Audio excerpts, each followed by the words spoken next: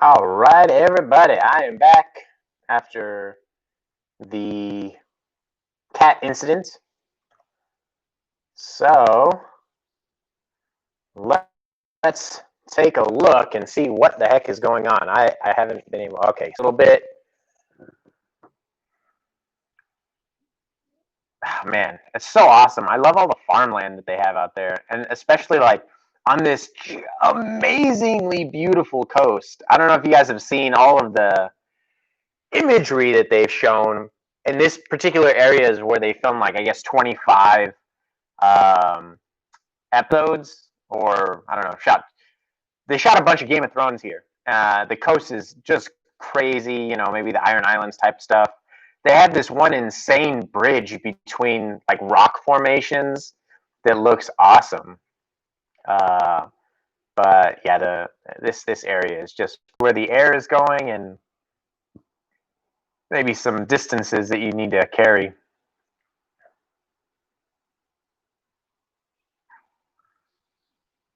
But man, what a beautiful place. Nice stream, river. I don't know. They had a sign I saw yesterday that said "Caution, deep water." Had a little image of a little girl. Don't jump into it.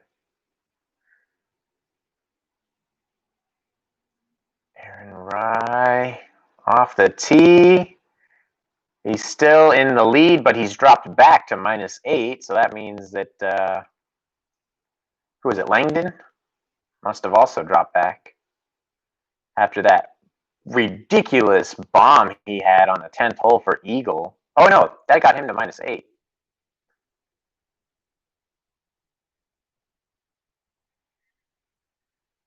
So let's see where he's at. Is he still at -8? Sounds like it. They're saying he's escaping every hole with the chip and a putt. Oh, he dropped back, -7. So who is in second?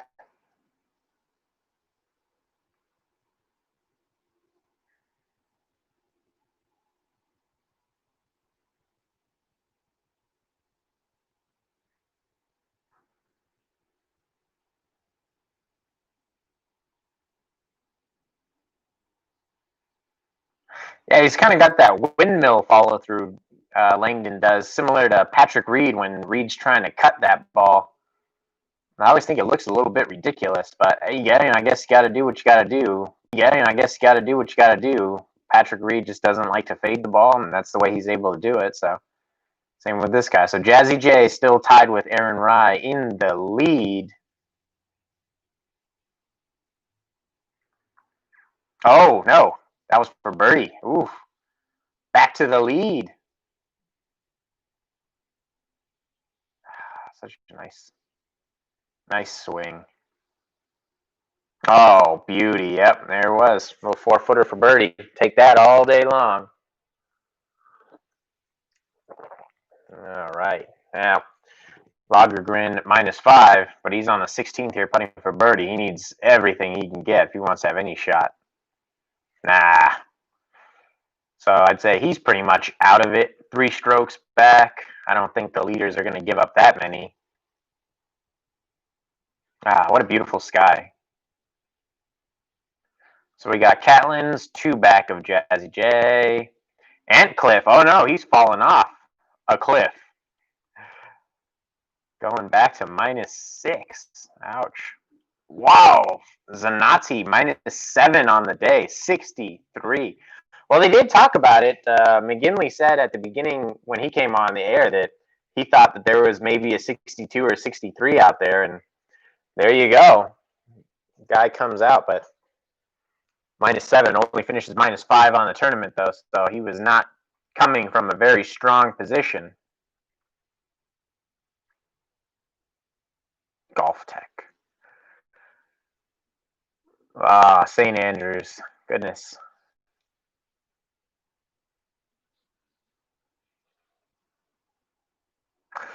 I've been struggling lately, well, probably my entire golfing career, with hitting it off of the heel of my driver, and that's definitely my weak hit. Occasionally, I do hit one off the toe, but I hit a lot off the heel. And even if I hit him well, I'd say it's still a millimeter or two towards the heel. So I'm gonna figure out like I'm gonna be looking around to see if there's any good tips out there. I mean, obviously there's got to be a multitude of things wrong with my swing that are causing me to hit the heel of the driver, but I would certainly like to fix it because it saps all of my distance. I mean, you hit the heel, and that's just a weak part of the driver. It doesn't go anywhere, but at least it goes straight for the most part. I usually don't like heel it way off into the woods on the right for a righty. Usually it just a weak cut that goes, down the middle or right center. So I guess that's better than having an absolutely terrible shot, but that's just kind of where it is.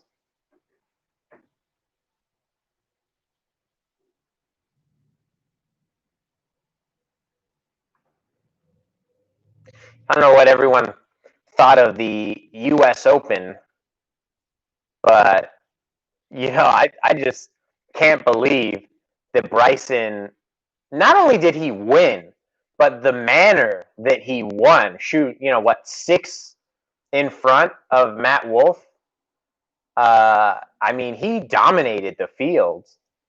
I'm a little surprised also that Justin Thomas collapsed the way he did. I don't know. It seemed like maybe he got a little in his own head.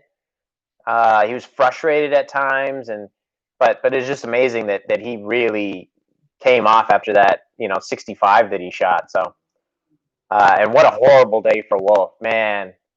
What a horrible day for Matt Wolff. But hey, you got second in the U.S. Open in his second major ever. So I'd say that's a pretty freaking good result.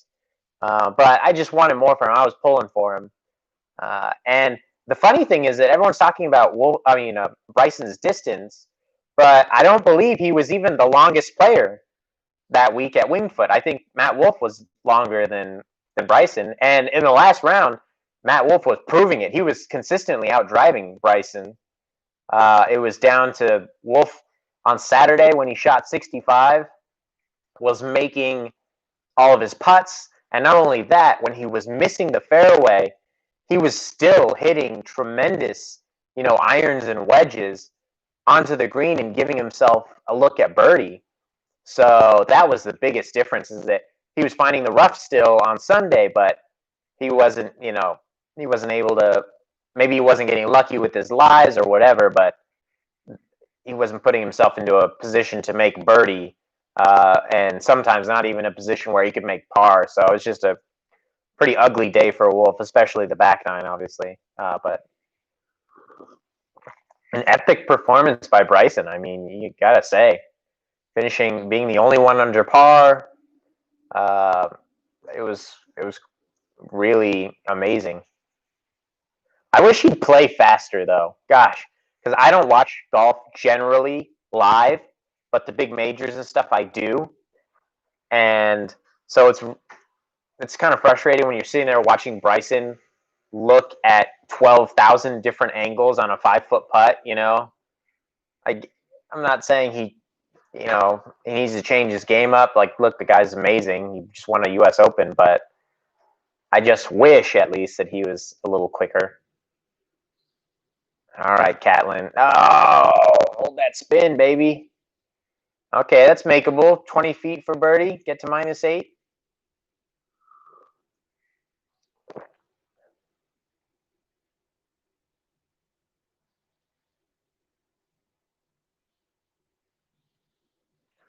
All right, Langdon, come on.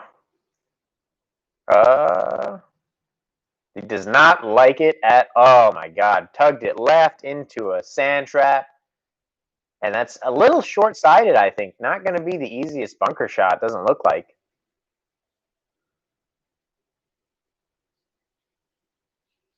Yeah, he looks a little frustrated right now. I'm hoping he keeps his head together and doesn't make some bad mistakes and kind of falls out of it, because right now he's still right in it.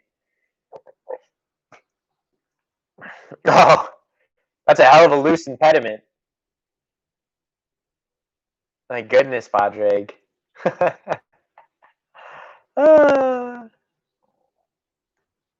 Ah, but that's the real image from yesterday.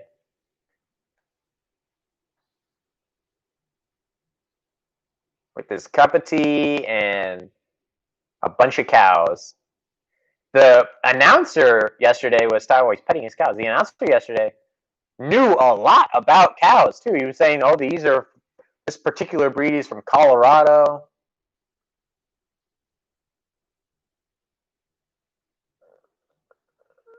Brought a flask of tea and a deck chair. Talking to the farmer right now. Oh my god, overnight sensation. Hopefully, it's good for business.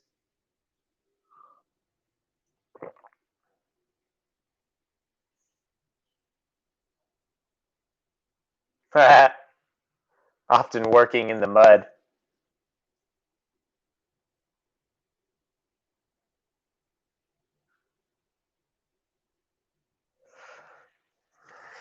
Someone, I guess he donated a kidney. Wow. Wonder to whom.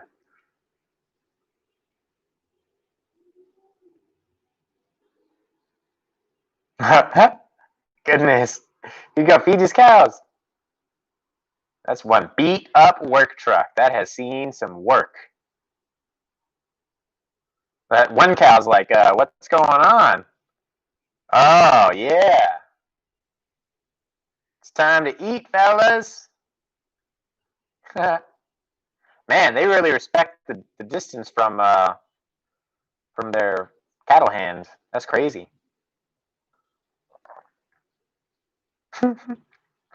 Agricultural correspondent. Oh my God. Ah, man. I really want to play golf in Europe. Oh, man. Be awesome. I don't know if this golf course is public. The way the guys were talking about it, it might be public. That's one of the frustrating parts about watching the PGA Tour. If anyone's heard me, talk about it before, is you watch these amazing golf courses that they're on, and you just know that they're all private. For the most part, they're private, so you can never play them, and that's a shame. It really is. That all these tracks are so beautiful, but majority of golfers will never be able to experience them. I guess the same could be said of even the nice public courses like Pebble. Oh yeah, sure, it's public, but it costs $500 a round. So how many people can play it? But surely a lot more people can afford a $500 round than can afford membership at a private country club, and not just any private country club, but like an elite country club that the pros play at. So I'm trying to figure out when I'm going to be able to go to TPC Harding Park because I want to go there after watching that PGA Championship. Looked really awesome, and the story behind it was pretty incredible too. That I think at one tournament they were playing across the street at the Olympic Club, which is a private golf course out there in San Francisco, and TPC Harding Park was in such disrepair that they used it as a parking lot for the fans for that tournament. And it's like, wow. And then here we are, I think, 20 years later, and it's hosting a PGA championship. Amazing. Really is amazing. And it's just cool. It inspires you to want to go play the course that the pros are playing at. There, Torrey Pines, Pebble. Torrey's not even that much, compared to Pebble. I think Torrey's like a couple $100. Not that much, right? Air quotes. Still expensive, but you save up a little bit. You can go play it. Oh, Catlin! The American. He's not done yet. He's not done yet. Srixon, my man. I'm playing the Srixon driver and 3-wood right now, the Z785. I like him quite a bit. I haven't played with a 460cc driver ever. I've played with a lot of 440s. I think over time I've played with a lot of them. Lots of TaylorMades over the years. That's pretty much been my go-to brand. My last driver was, though, the Nike Vaporfly Pro, the Rory McIlroy Special. I actually loved the shape of that driver, but just never really hit it that well. And in fact, sometimes I would borrow my dad's TaylorMade R15, his old one, and I would bust it way past my Nike driver. And it's just like, what is wrong with this driver? I just couldn't. I don't know if I couldn't find the middle. The shaft didn't agree with me. I had a couple. I went through 3 shafts on it, and none of them. I mean, they helped straighten it out, but none of them really gave me the distance of that I was looking for. That is one long grip that Jazz has on that putter. That's crazy.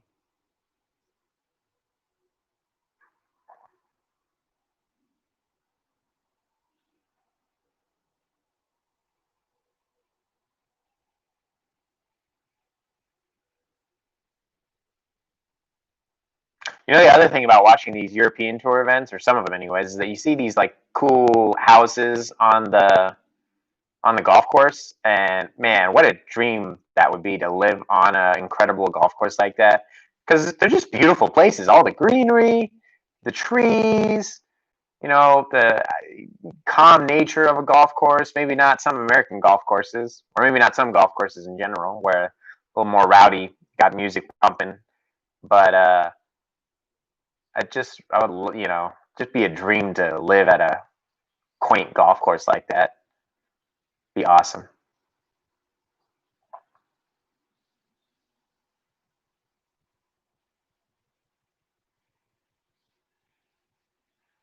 All right, so Langdon stays at 7 under, couple behind Jazzy J, or one behind Jazzy J, and Justin Catlin.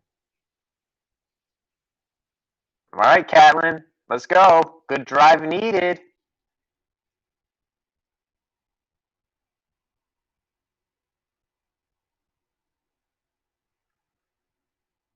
He's staring at it though. I don't. Oh, it's beauty down the right side.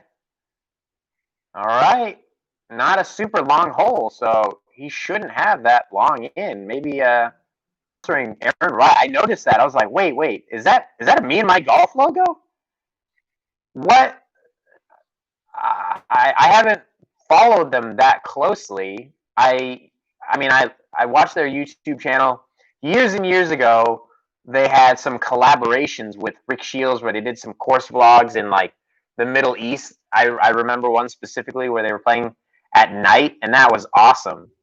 That was actually one of my favorite course vlogs that Rick did, but Rick and Pete Finch. Um, but I don't watch a whole lot of their channel. Very instructional, focused stuff. Pretty cool. But how the heck did they end up sponsoring a professional golfer? That's such a crazy thing. Maybe they have like a big coaching academy, and that's what they're looking for. But I don't know. It's kind of nuts. Good for them though. Got their name on a golfer that's in the hunt here. One behind the leader. That's what I thought. Jazzy J is at 9 under. So the graphic they put up was wrong when on Langdon. They said one behind the leader. He's at 7 under. He's 2 behind the leader.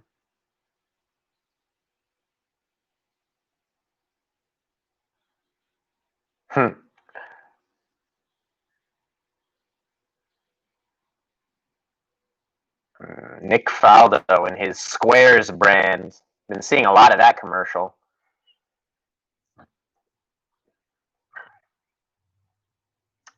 I've been thinking about spikeless golf shoes, but I do not have quiet feet. I would love to have quiet feet. That'd be nice, but I don't, and I think that my high speed game would certainly suffer. All my long stuff, because I played a few rounds with shoes, and that's one of the things that I noticed is that I have to dial back my driver and my long stuff, the long irons, the 3-wood, all that stuff, because I don't have the confidence in the grip uh, to swing freely. Have to hold back a little bit.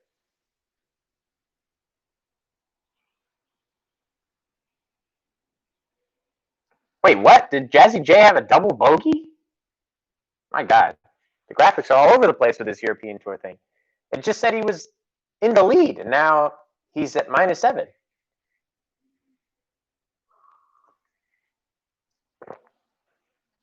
Langdon.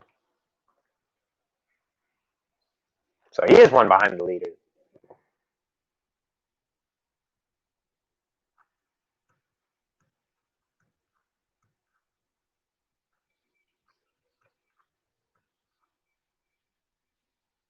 I'm surprised I don't see more golfers where, like, when I was young and Under Armour wasn't as gigantic a brand as they are now. When I thought of Under Armour, I thought of that very skin tight spandex undershirt.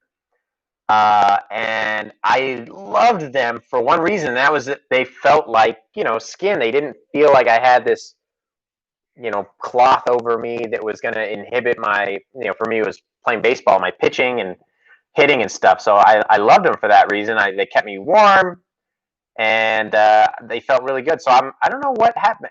They weren't particularly breathable, but if you're cold, I don't know how much you need breathability. But I haven't really ever seen many people at all with playing with that style of undershirt.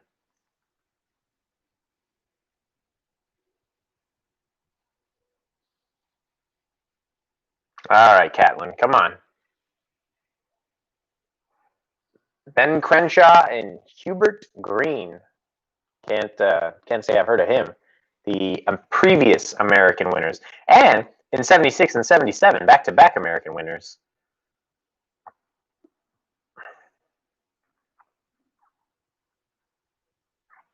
Right? Okay, Catlin.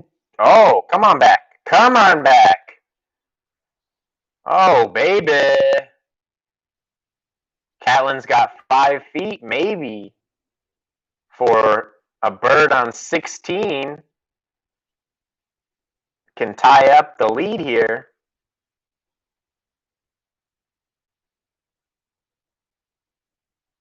I mean, he can get into the lead alone. This mashup is pretty interesting that they have. I've seen that replay a bunch of Rory hitting that amazing 5-wood to a few feet. I had no idea it was from an Irish Open. I didn't watch a whole lot of European Tour stuff back in the day because I didn't watch back in the day years ago. I didn't watch a whole lot of golf. I've been watching a lot more golf over the last few years, and sometimes you get a week like this where the PGA Tour's in a lull. They have not huge names playing. I think Stenson's playing wherever they are, and a couple other big names, uh, but it's nice to get a break from the PGA Tour and get some coverage out here on the European Tour. And it's nice that they have a big, not only a European Tour event, but one of their big ones coinciding with a lull in the PGA Tour. So I don't have to choose between, watching some big names on the PGA Tour or watching a big tournament on the European Tour. So that's really nice. I'm really looking forward to the Scottish Open down at the Renaissance Club in Scotland. Oh my God, what a beautiful place there. Rick Shields did a course vlog there. Check it out if you haven't seen it. I think I've mentioned it before. Rick Shields and Peter Finch did. It's just a beautiful, beautiful course. And when are they going to get 4K coverage in sports? For certain sport, like most sports, I would say I don't really care. Basketball, football, soccer, anything where it's more like where there's really fast action, it doesn't matter so much. But golf courses are so beautiful. And 4K, when I watch, a YouTube golfer and he's got the beautiful camera showing all the colors and angles and all that stuff in this crisp 4K image, it looks awesome. And then you see TV coverage and it looks so lame in comparison. I think it would just be prime for that. I know they've done it in the past at a couple of majors. I think the Masters had 4K, maybe PGA Championship a couple of times, but only with specific providers. So I get that it's really difficult, but there's got to be at some point they're going to figure out how to do it more simply, because I think it's all about just transmitting that huge amount of data and doing it on a real time basis. I think is really difficult, but who knows? Maybe 5G could help with that. I don't know.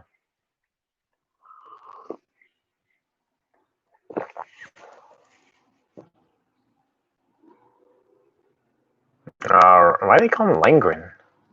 All right, Rye. Come on.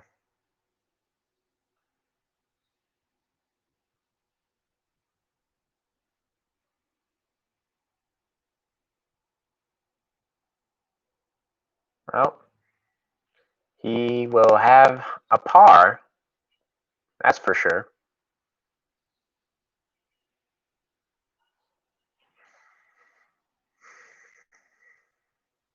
Yeah, they don't have a lot of leaderboards either in the European Tour. I noticed that not only do they not have a lot, but they had just your classic board that had the numbers that people were manually swapping out. Uh, so definitely not high tech there either. But that's kind of a classic touch. I think it's pretty cool. Oh, I don't know if it's on purpose to be classic as opposed to it just being cheaper than having a big old board or TV or something, but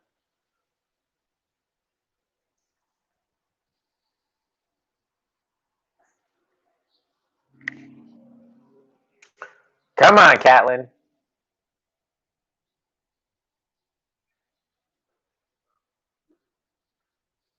Oh yeah. To the lead alone at 9 under. USA. All right, Rod, come on. Let's keep pace. The Englishman.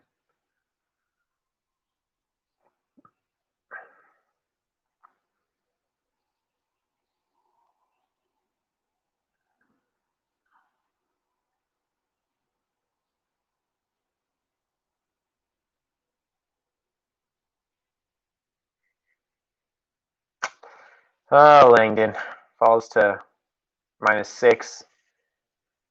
Not necessarily out of it. He's got some holes left, but gonna need a kind of a miracle to make that comeback.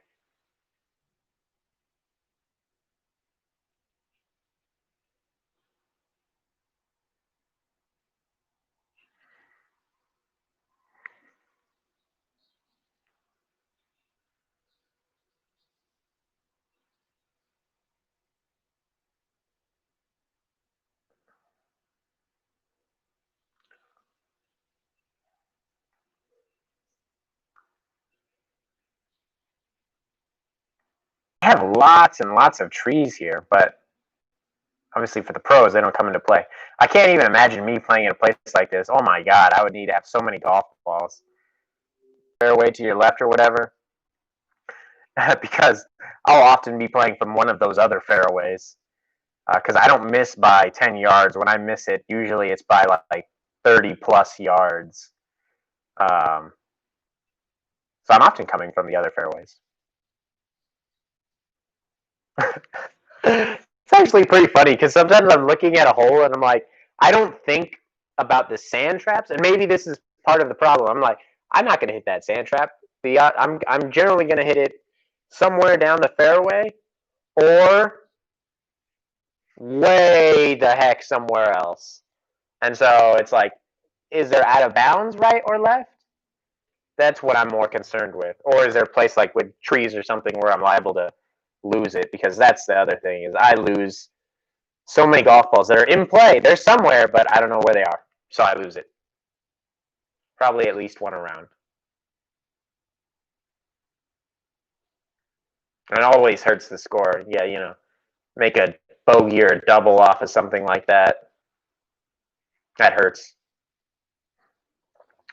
And I always feel like when you hit that terrible drive, I don't know what it is. You're just more relaxed or whatever. But then you come back and you hit a nice drive afterwards when you hit your provisional, and you're just like, why can't I do that on the first one? Why does the first one have to go 50 yards to the right or left?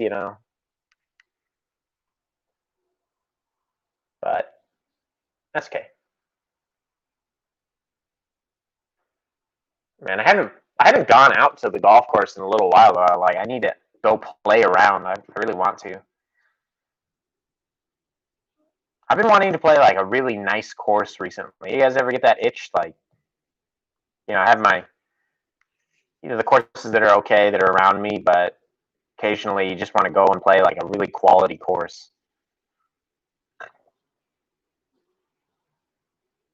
Because I don't really do that. 384. I don't know if it's the course. I mean, obviously it's playing pretty tough if these guys are only sitting 8 and 9 under after 4 days of golf. But I I see a lot of layups here versus, on the PGA Tour, they would not be laying up on, this type of golf course. The rough is thick, but not that thick. So I'm surprised that, and the biggest thing is the fairways are not that narrow. So it's really surprising how much or how often I'm seeing these guys lay up.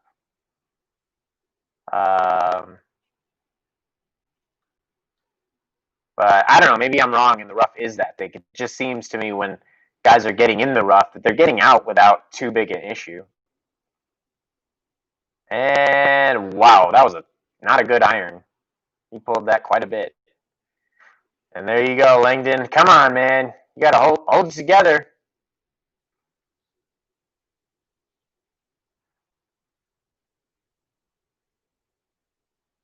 Jane Watanabe. What a name.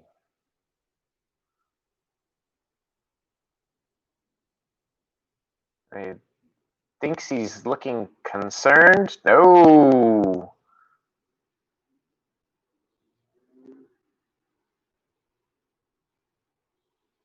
I don't know if it's unraveling just yet for Jazz, but it's certainly not going very well.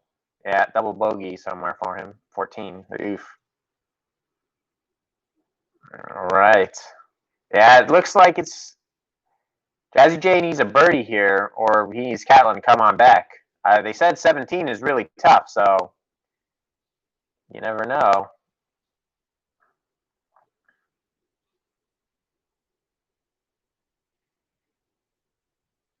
I wonder what most golfers do when they go, if you take like a golf vacation, well, I guess if you take a golf vacation, specifically golf vacation to Europe or somewhere overseas where you have to fly, do you fly with your golf clubs?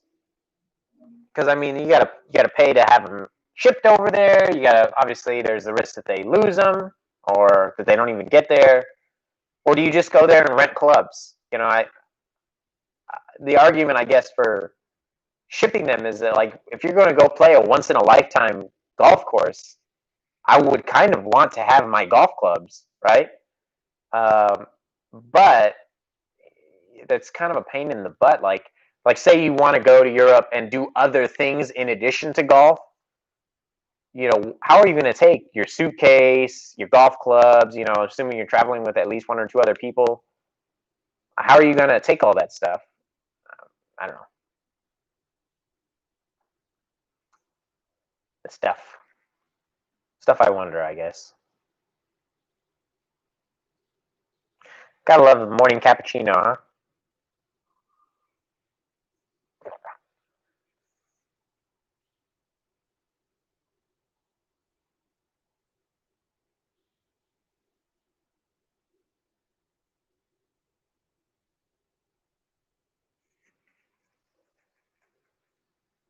It's so weird to watch commercials. Oh man. Non-skippable. It's not a recorded item. Oh well. What can you do? That's why people pay a lot of money for sports advertising, right? I guess one of the few times that you got a captivated audience that's sitting there and they can't skip it even if they want to. Man. A lot of ED commercials in golf too. Always makes you like I don't know, feel funny. Like what? My God. Lets you know the typical viewer though, right?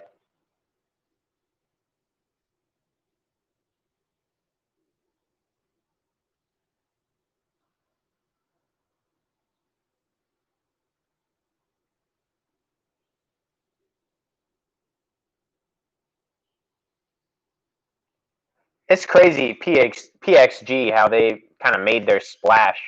I still have yet to hit a PXG golf club.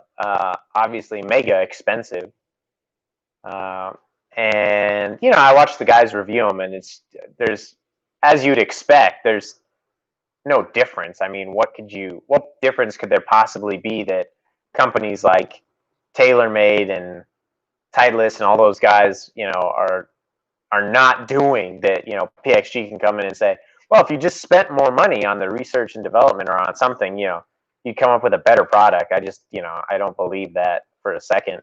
Different product, I guess, but I think if there was a way to make a better product, they would be making it for their tour pros, because then their tour pros would be winning more and they would be selling those golf clubs like hotcakes. But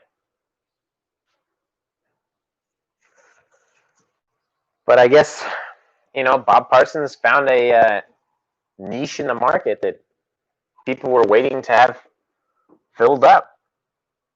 I'm not saying they can't be good golf clubs. You know, at least when they came on scene and they were twice, 2 to 3 times as expensive as other stuff, is just like, what? Can you justify that?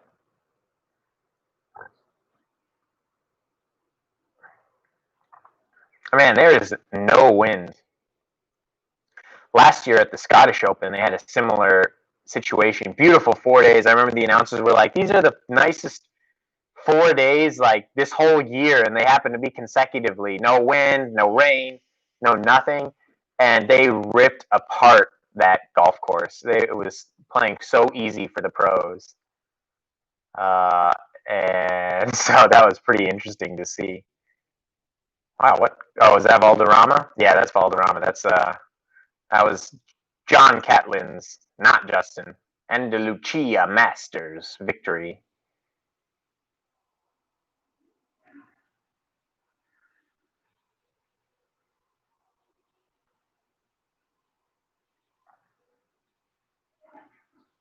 Oh, man, yeah, that would be some big victories for him. I would imagine if he wins this one, look for him on the PGA Tour. Not that he's not. Maybe he's played a couple events. I don't know. Can't say I've seen him, but those are some big victories. They didn't have some frost. They had a lot of frost. It looked like it snowed.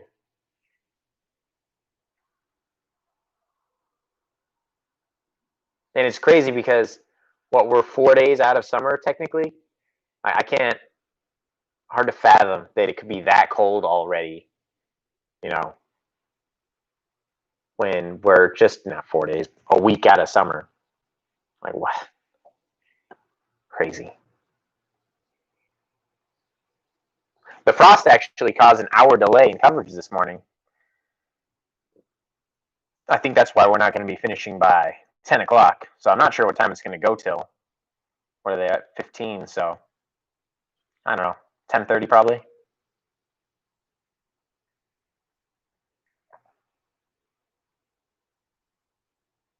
All right, Langdon. I really like the sweaters that Nike makes. Oh man, he's still in it, drilling those kinds of putts. He is still in it.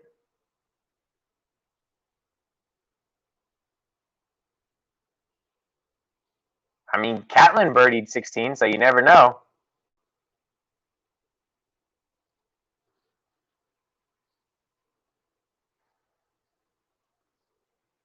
Yeah, he's been putting really well today. I don't know how many feet of putt he has made, but you know what I'm curious about? I'll have to read about it one day. Like, what does strokes gained mean? I've always wondered, you know, what it means. Is it like, based on your average? Is it based on a tour average for the season? How many people would make it? How many times you're making it versus that? Is it so if it's a tour average, like, is that really useful at a particular golf course? If it's at the golf course, is that big enough sample size to really give you good stats? I don't know, but they sure show it a lot. Strokes gained.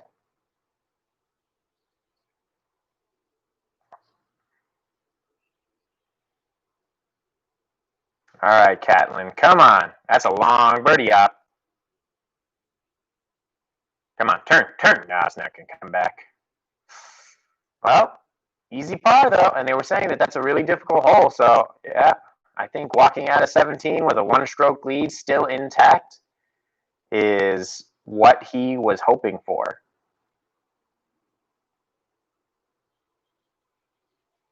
Man, yeah, I think if he birdies the last, oof, gets to 10 under, good luck everyone else. If he gets to 10 under, I'd bet the farm on it if he gets there.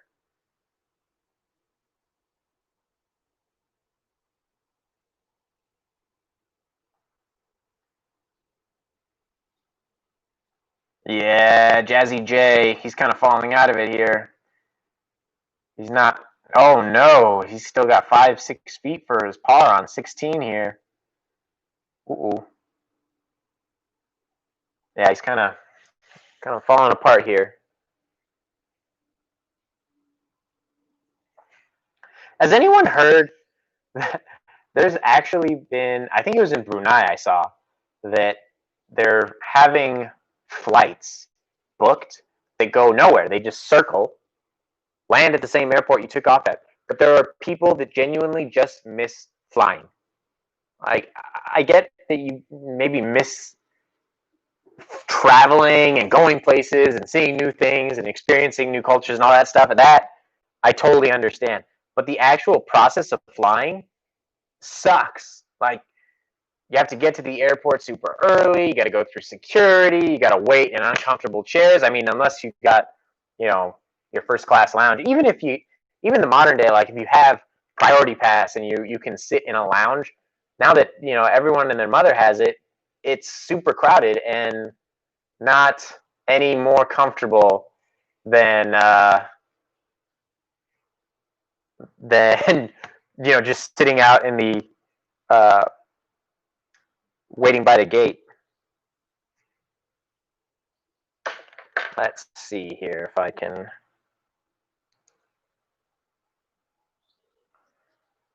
turn this on.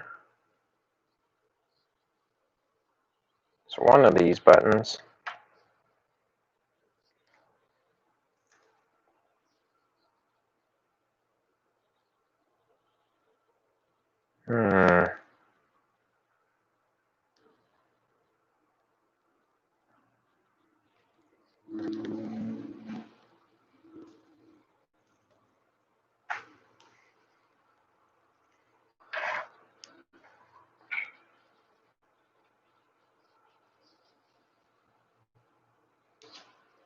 Okay, here we go.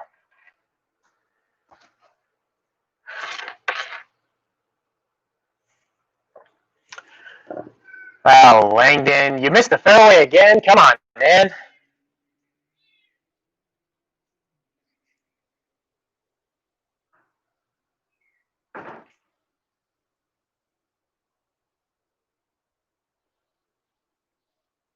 All right, Catlin, let's close it out, baby. Birdie. Actually, let's close out a freaking eagle. Come on, man.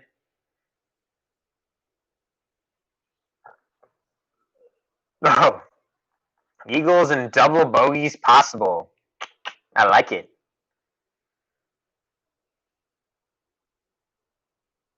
A Rolex. Man.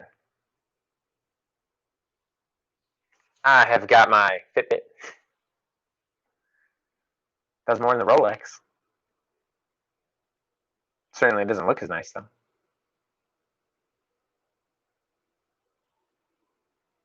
Yeah, it's crazy how calm it is right now. Got -4 at night, but it's sunny, no wind, no nothing during the day. But it's got to be getting cool by now. I would think later in the day, it is probably a little cooler. Are we actually going to get TrackMan type it? No, we're not. Oh, there we go. We get at least we got the line though. Oh, but I disagree. It looked like it was sitting down a bit, but maybe. All right, Aaron Rye, you need a birdie.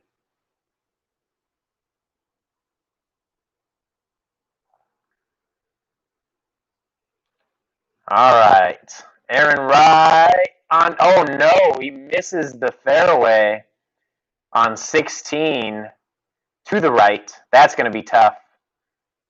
And that's not what he needs. Sitting one behind with Catlin in prime A position on 18, the par 5, to be able to make a birdie.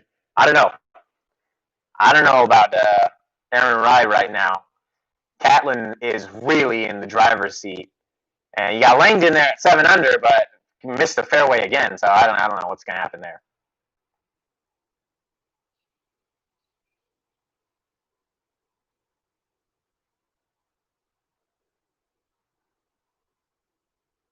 All right. But should be an exciting finish nonetheless. I'm hopeful that Aaron Rai can come out of there and make a nice birdie. We got, for anyone just joining, we got Catlin is coming down 18. He is in the lead, one clear of Aaron Rai, who is at 8 under. Catlin's on the just in the first cut off of 18, which is a par 5, so he's in really good shape.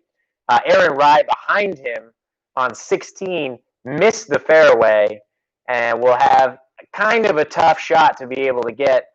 Definitely going to be tough to birdie. Hopefully he can get out of there with par.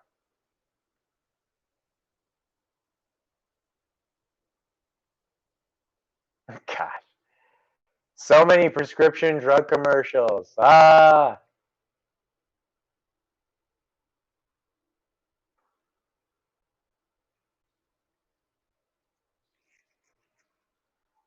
All right. Jazzy J.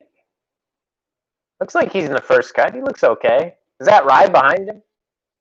If that's Rye right there, it's not terrible. I couldn't tell if that was a golf ball or not.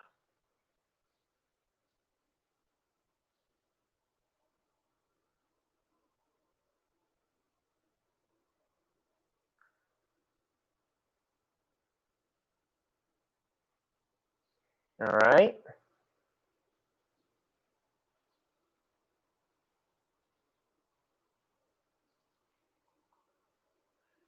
Jordan Smith reminds me of Spieth. The guy, what a change in fortunes for Jordan Spieth. I wonder if he's going to find his game at some point. I mean, you think about that 2015 season that he had. What, he won 2 majors, and now the last couple of years, maybe one or a handful of like top 5 finishes. I think at the oh gosh, there's a tournament in Texas that he always does well at, and even this season he did well there. But you take that tournament out, uh, and he's been nowhere. So I wonder where his game will be in the next couple of years, if he'll be able to figure it out. Langdon, where are you? He's got that yellow sweater. Oh no! Are you behind a tree? Aaron Rye, not looking good. Come on! You got it! You got it! Whoa! He's like, oh no, he's only like 10 yards behind everyone. Okay, so I see. You gotta go for it, man. Be aggressive. Let's be aggressive here.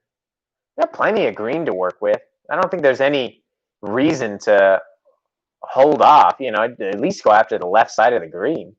Yeah.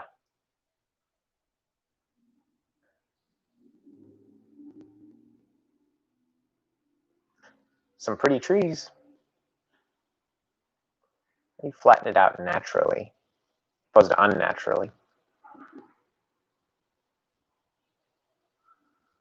All right, Mr. Rye. Come on. Let's pump a good one out there, man.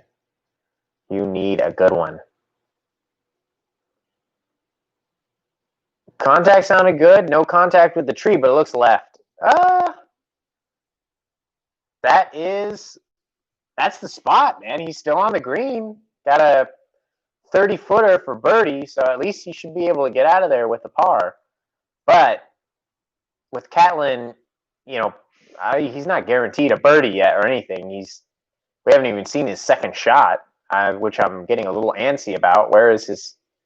Are they going to show it? Because that's one thing the European Tour, they haven't been like doing a lot of recorded shots, showing you a lot of recorded shots. So hopefully I'll see Catlin's second on the 18th hole.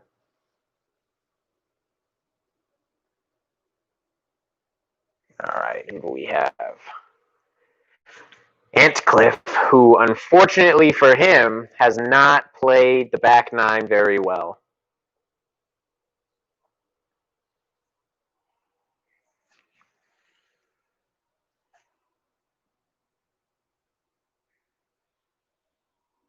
Yep, 150 to the pin.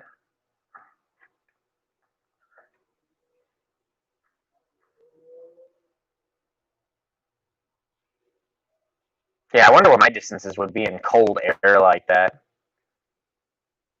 Lower, that's for sure. Uh, that's pretty good from Antcliffe. He can get to 7 under. Can get to third place, maybe second place if he can put up an eagle on 18.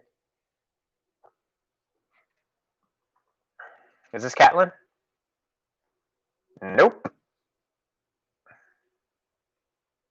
Jazzy J, but this guy, he's out of it. I don't see him being able to challenge for the win unless he holes out here. No, you don't want it to bite. You want it to carry a little bit. Oh, well, I mean, he'll be a little bit disappointed because he was up there at 9 under, falling all the way back to 6 under. I didn't see his double bogey, but it's unfortunate for him. And here we go, Catlin. Finally back to him. Come on, baby. Let's be aggressive here.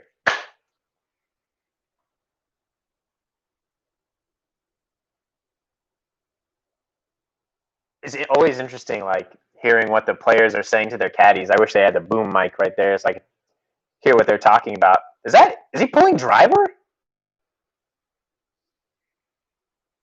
That didn't look like a 3 wood.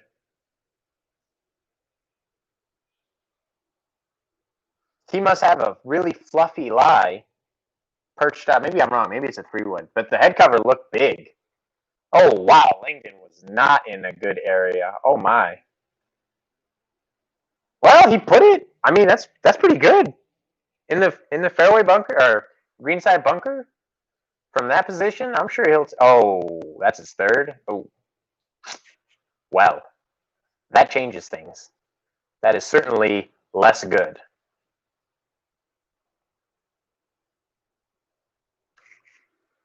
I think he's still going to be happy. The way he's hit the ball, at least today, he's not. You couldn't ever expect a good score. I think he's got to be happy with the way he's putted. So hopefully he can take some positives from it. Um,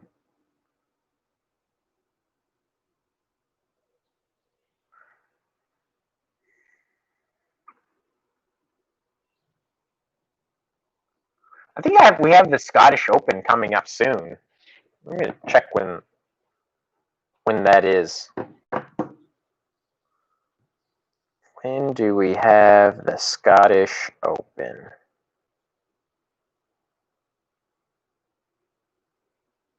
The Aberdeen Standard Investments Scottish Open. Oh, snap. It's next week. Yes. Ah, beautiful. Renaissance. That they have it at the Renaissance for, I think they said it was like a 4-year deal where they would have the Scottish Open there.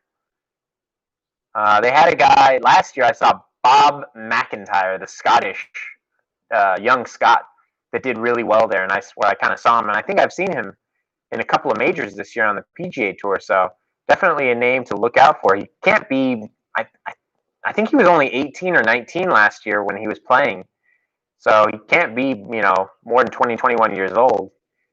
But yeah, hopefully they got some nice competition over there and have some great coverage of that beautiful course. It'll be even better without the crowds. That's one of the things that's kind of nice about having no people there is they don't block some great views with the grandstands and everything else that comes with the crowded golf course.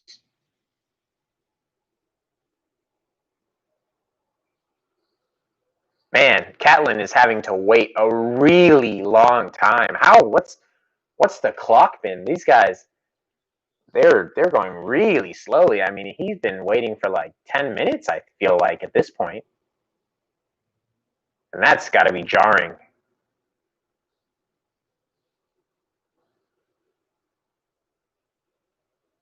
I'm not a particularly fast player. I try like heck to go fast. But even for me, having to wait a long time in between shots throws me off.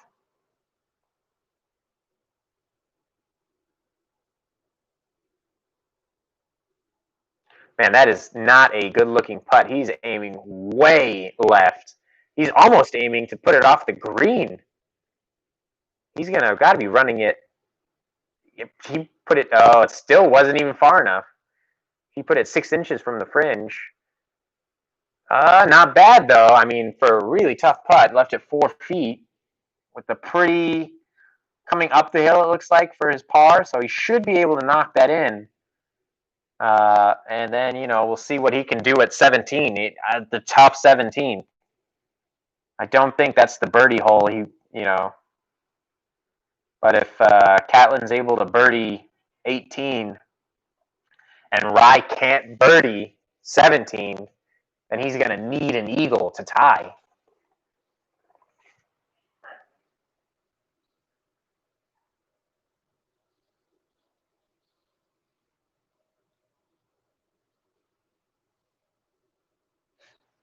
Talking about how long a wait it's been, and it certainly has been a long wait.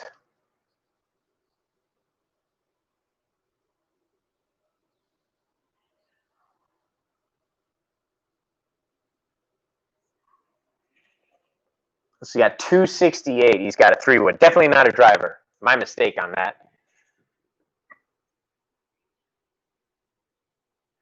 He went at it. He went. Oh, he likes it. He likes it, baby. Come on.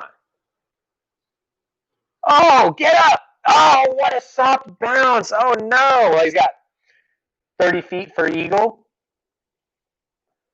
Oh, man. These guys are in trouble. I mean, he's probably got a 5% chance of making that eagle putt. But if he makes it, kiss this thing goodbye. 30. They had David Faraday doing a lot of announcing. What was that, the U.S. Open? I don't know if he's out of practice, but he was doing like the main announcer duties. He certainly wasn't as good as I thought he might be at something like that.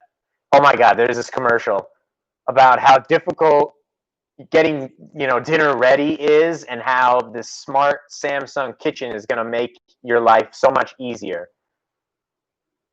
But then all she does is grab a frozen pizza and preheat the oven from the store. I don't know if that's like that groundbreaking. But anyways, so yeah, David Faraday, a little disappointing. I still love the guy.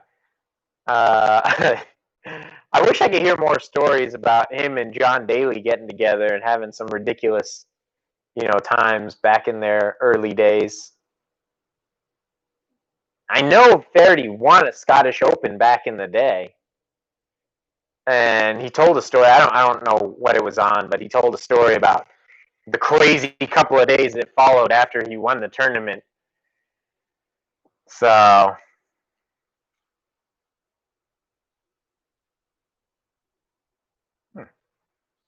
ah, perfect day at the golf course.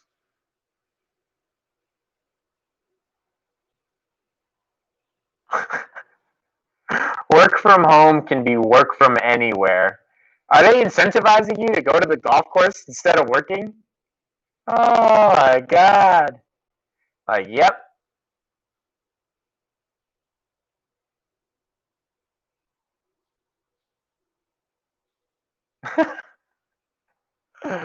I mean, hey, if you got the time and the job, hit the golf course. I certainly wish I did. That would be awesome. Get paid to go golfing?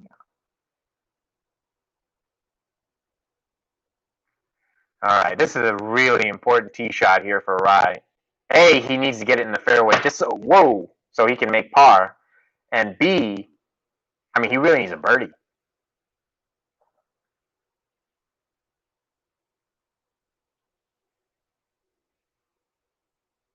I think it seems like the sun might be setting a little bit, but I don't know how long the days are over there still. They might still be kind of long. I don't know if they're starting to shorten up quite a bit now or what. I don't even know what time it is in Ireland. What are they? 8 hours, something like that ahead of us.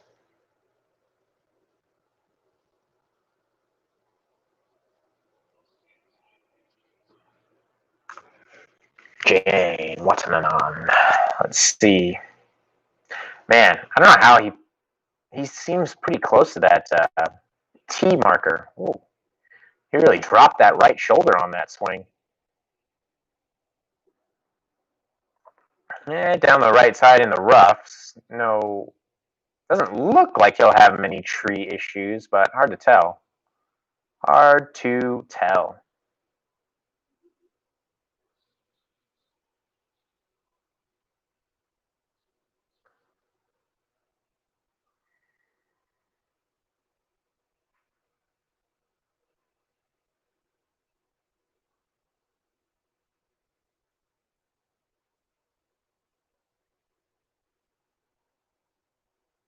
And, well, Langdon did put it. Oh, no. I think it fell into the primary cut of rough. Goodness.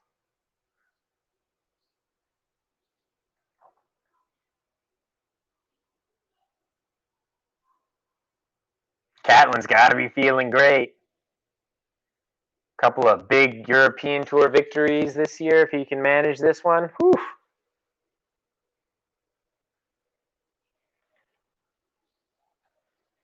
Oops.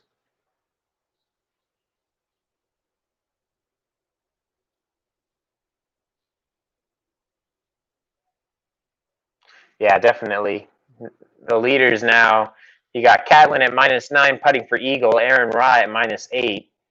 And then the next closest guys are at -6. So it is a 2-horse race at this point, and Aaron Rye needs something to happen to keep it a 2-horse race and not just, have Catlin walk away with it.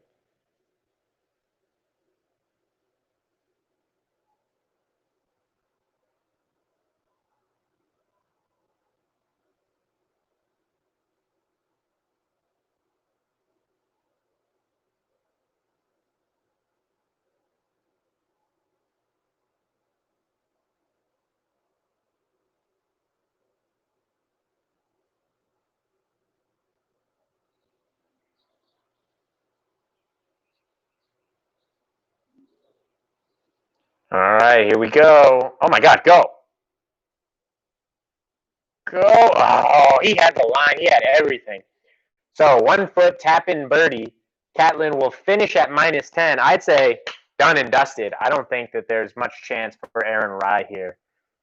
He's gonna. I mean, he could eagle. He's not a particularly long player though, so I don't know how good a chance he has at eagling the last. But you never know.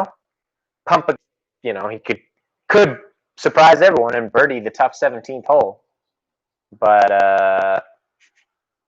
that seems less likely than an eagle at 18, to be honest. He's a fairway. He hit the fairway, and he's a fairway back. Yeah, I don't think Rye hits the ball a long ways at all.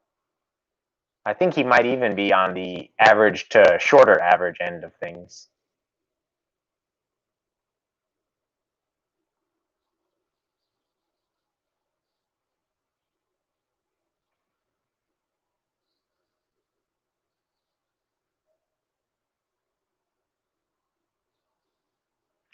Catlin wants another victory by the end of the season. Well, he is well on his way to doing just that at the Dubai Duty Free Irish Open. What is duty? I have to look at it. Like when you go to it's duty free. I feel like I should know that, but I have no idea.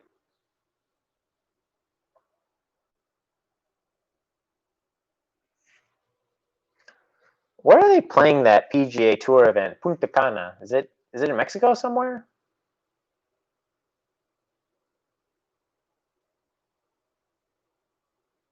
I haven't seen the golf course at all. I didn't watch any of that tournament.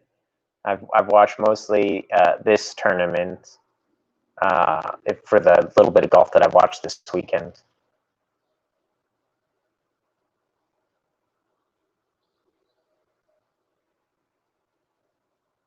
And there it is, Catlin with a 64. 6 under 64. That is pretty crazy. Amazing, man. An amazing victory this would be.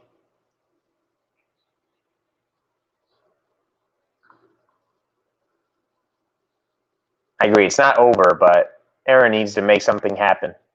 Yeah, he does. Wow. 176 left into the hole. Yeah, I mean, that's going to be a tough shot. Setting up looks like a soft cut, maybe. Yeah. So let's see if he's able to do it. He stands a little farther away from the ball than I've typically seen pros. Oh, yeah, that was like a hold-off cut that he's doing there. I can't tell if he's angry. Whoa!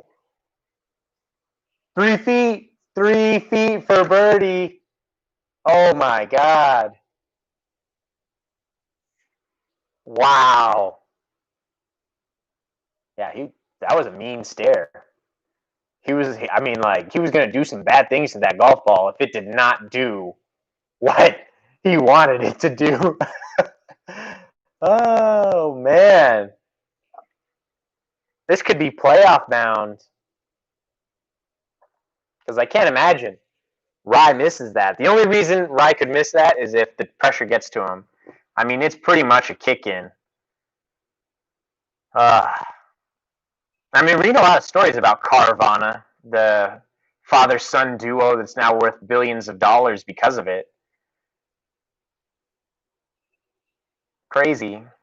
I bought a car on CarMax, and I got it shipped over, so I didn't do the Carvana thing per se, where it was I intentionally bought it online and never saw it, but I wanted a particular type of car, and because I wanted a manual transmission and a convertible, that really limited the number that was available to me in my immediate area. So I took the plunge, and now this is probably where Carvana is different. I don't know what their transfer fee is, but I remember I paid like $750 for the car just to be transferred over, and then also they would hold it for some amount of days.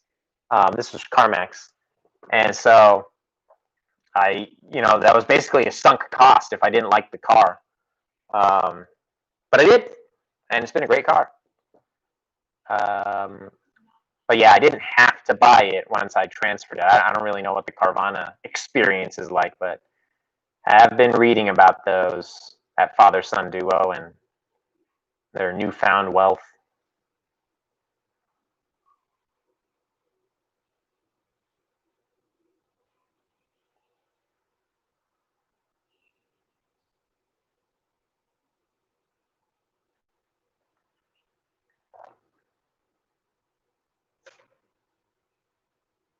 I wonder if Carvana is anything like some of the other. Ooh, nice shot by Jazzy. Oh, too much spin. That's okay. 10, 12 feet. Uh, it's like some of the other car companies where they're almost like basically financing companies like Ford, and where a lot of their revenue is coming from the loans that they make to people buying the cars, or a lot of their profits anyways. I don't know about the revenue.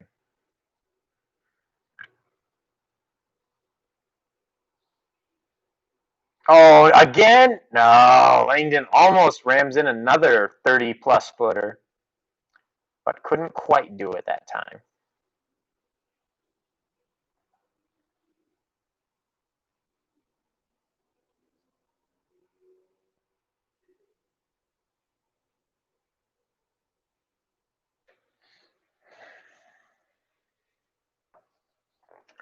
Let's see Rye put it in, and a phenomenal walk down the 18th. Come on.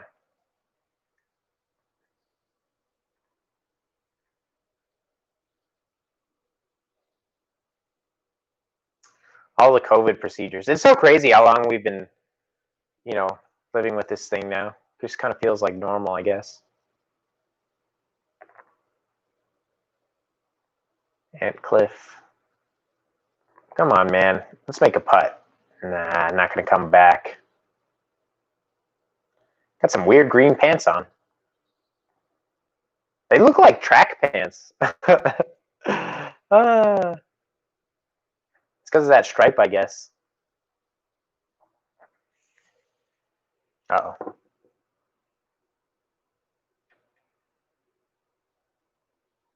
My feed went dark. Yep, coming back. I hope that means that you guys aren't getting a terrible feed. All right, Rye. I wonder if they have something on the European tour, because Catlin waited in that fairway for a long time to hit. They have, it just kind of ends up being please, please, please, please, please. And then if you give one guy a little more flexibility, then you have to give everyone that same flexibility. So I think they just need to be stricter. If you want to stop slow play, then penalize them very quickly as soon as it happens. Rather than being put on the clock, you assess a penalty stroke for whoever it is that's slowing it down. Now that might be the only issue. Is it's like, oh well, who's the one that's being really slow? Rye. Oh my God! So here we go. 9 under with a par 5 18th to play.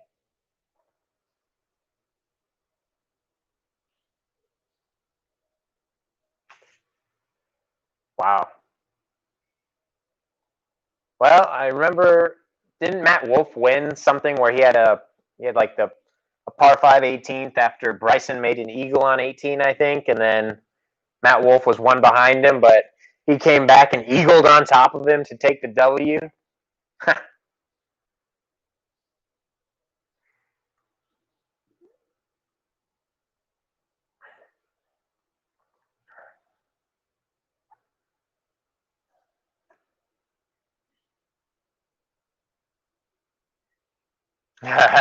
Catlin said his caddy thought it was over. Not over yet. I kind of like how the European tour they're able to talk more to the players, and the players are more willing to talk to them. I mean, on the PGA tour, it's just too crazy. I guess fans and everything. You probably couldn't do that, but it's pretty cool that they are able. Like you get those on course interviews where they're walking down the fairway with them, and the pros give you a little bit of this is the second easiest hole on the course. But you get, players giving you a feeling for the thoughts that are going through their head as this stuff is happening, which is really cool because you kind of get it at the end of the round. Oh, but I feel like it's different when they're kind of as it's happening, they're telling you. So it's pretty cool, but I don't know if the PGA guys would ever agree to something like that.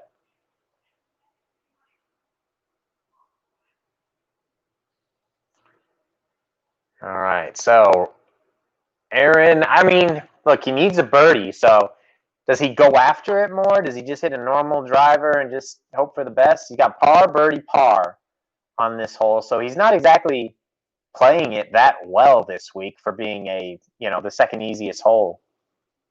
But he seems to like it. Yeah. And he got a decent bounce. So, but I don't think he hit it super long. Catlin on the driving range.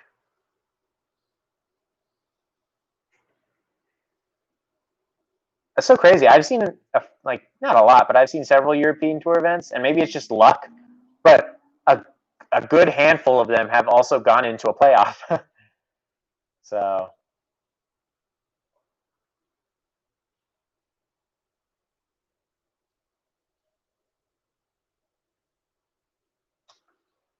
hmm.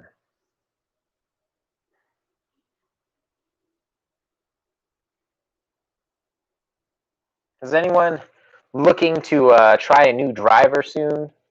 I just changed from my Nike to my Strixon Z785, um, and I'm still enjoying it. I'm gonna continue with that one for a while. I actually bought it used, and that was the first time I've ever bought a used bin at Golf Smith. It used to be Golf Smith, now it's Golf Galaxy, uh, and it was like $45, I think, or $50, and so I was like, whoa, and it looked like it was in great shape, so I bought it, and that's like pretty much the only used driver I think I've bought before then, and it turned out that the shaft had been cut, and couldn't I couldn't hit that thing left as hard as I tried. It just always straight right, straight right, straight right. So I had to reshaft it with one of my old driver shafts. But other than that, I never bought a used driver, and this one was very lightly used, so it was in great shape. I've unfortunately nicked the top a couple of times. Actually, reviewing a Birdie Ball product, they gave me their Velocity. Not they gave me. I bought a Velocity tee and popped it up a few times and nicked the top of the driver, but that's okay. I don't really care that much.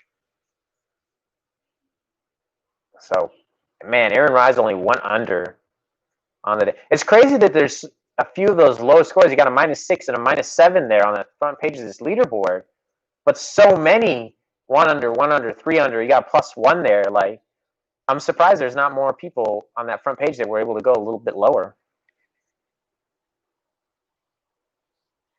Good for Catlin, though. I mean, that's enabled him to take the clubhouse lead and hoping for a W on this without having to go into a playoff.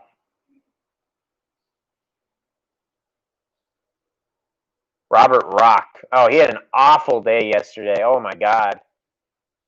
He had a 9, and he had to make like a 20-footer to make a 9 on a par 4. It wasn't even a par 5. He made a quintuple bogey. It was ugly. I didn't even see the whole thing, but I mean, he seemed to be in good spirits too. After he made his putt, he was smiling, and I guess how else can you take it? You just got to take it in stride, right? It happened. You can't dwell on it. You got to let it go. So I guess took it in stride, and that's good. Good for him. +8. Lucas Beauregard. I've definitely seen that name around.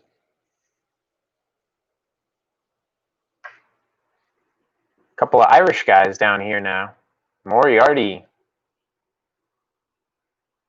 Can't. Oh man, I saw that James Sugru.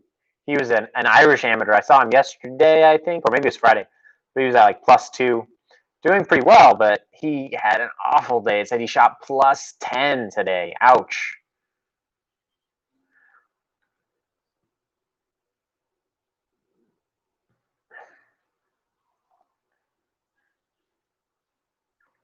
Okay, so Rye had a decent drive, it looks like. Maybe one of his better drives, honestly, because he's been getting outdriven by these guys all day long. So he split Langdon and Antcliffe. He's got 265 left from the fairway. And the green seems soft based on Catlin's 3-wood. It did not take a big bounce, so I think you got to fly it pretty far back there if you want a chance at eagle.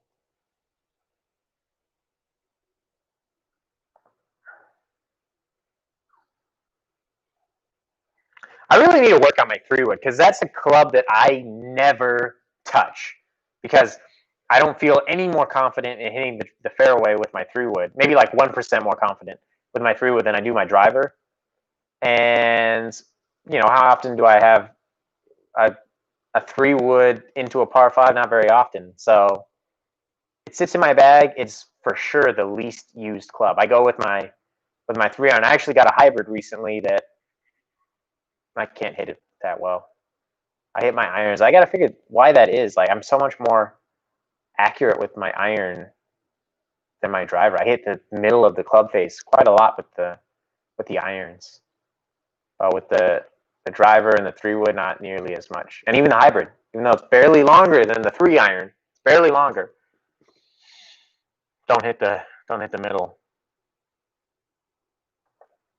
So I tried. I've been trying to use that hybrid, but I have a very strong lofted 3-iron. It's basically a 2-iron. It's 18 degrees, I think. Comes 19 from the factory, and I got it 1 degree strong because I knew I was going to use it primarily for hitting from the tee when I wanted to hit the fairway. Which honestly, my scores would probably drop if I just used that instead of ever taking out my driver. But look, I'm not a pro golfer. I want to have fun, and I just want to wail away with my driver. So forget that. I take the driver out and lose a bunch of golf balls.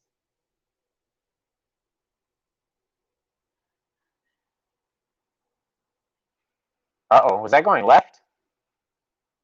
Yep, it was. Oh, no. That is some wicked thick stuff. That was probably the number one no-no. Oh, my goodness. That's going to be a tough up and down. Catlin, I would think at this point that if I'm Catlin, I'm not caring I'm not going to look at what he's doing. I'm just going to warm up and assume that I'm going to be playing in a playoff. Now, that looked like a little heely cut, so it should be short, I would think. Oh, is he in the bunker? That'd be better for him.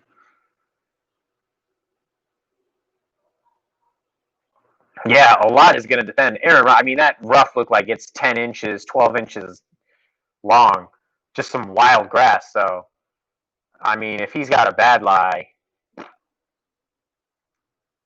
even if he has a good lie, 10, 12 inch, grass, a good lie is not going to be very good, so.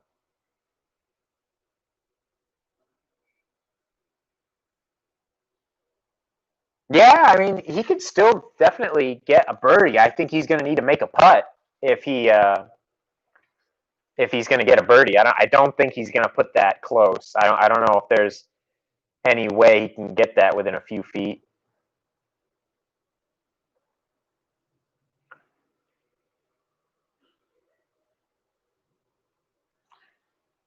That is a funny commercial, Tour Edge. I remember my back in my high school team, somebody had Tour Edge, and now it's not organized as nicely as other DVRs that I've used in the past because it doesn't show you exactly what is recorded. You can't just go into your recorded shows and know that, okay, I can skip the commercial in all of these. Like if I record, like a TV show, I don't know, like Property Brothers, something, um, and I go to watch an episode, I have to just pick an episode and hope that it's been recorded and it's aired recently. But that's only for like old stuff. If you're watching shows that are repeating, but if you're watching a new show, it's not that big deal. You watch the newest one and you know it's been recorded. But I just don't feel like that's gonna last forever. They are eventually gonna cap you or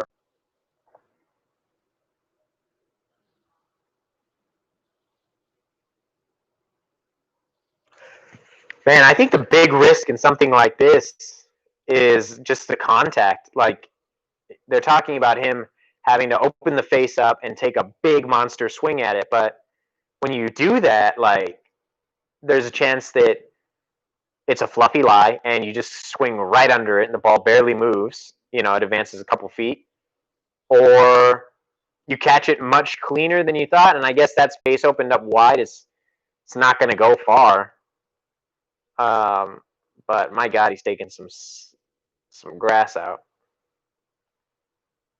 All right, let's see, Aaron. Need a birdie for the tie.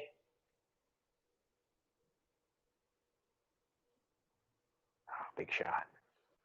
Oh, and there it went 2 feet. That's game time.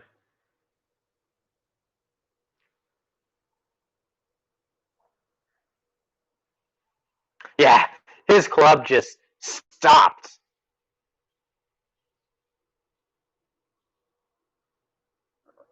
I mean, that was amazing. The club did not. He couldn't even finish his follow through.